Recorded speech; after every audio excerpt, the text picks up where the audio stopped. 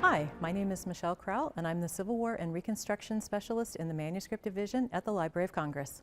After Abraham Lincoln gave his second inaugural address on March 4, 1865, unlike modern presidents who often have speechwriters who collaborate with the president, he was his own speechwriter. The 4th of March, 1865 started out as a horrific day weather-wise. It was pelting rain and gales and wind, and it was just a really miserable day. Vice President Andrew Johnson took his oath of office inside the Capitol itself. They come out so that Lincoln can give his address and take his oath of office. And when Lincoln came out, the sun broke through the clouds and shone brightly. You might expect the speech would be a victory speech. You might expect policies about Reconstruction or going into the future.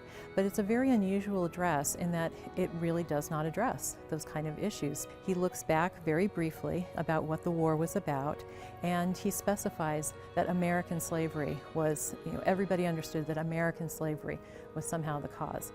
And then he looks to the future.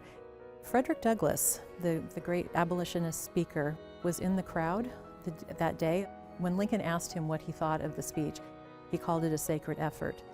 With malice toward none, with charity for all, with firmness in the right as God gives us to see the right, let us strive on to finish the work that we are in, to bind up the nation's wounds, to care for him who shall have borne the battle, and for his widow and his orphan, to do all which may achieve and cherish a just and lasting peace among ourselves and with all nations.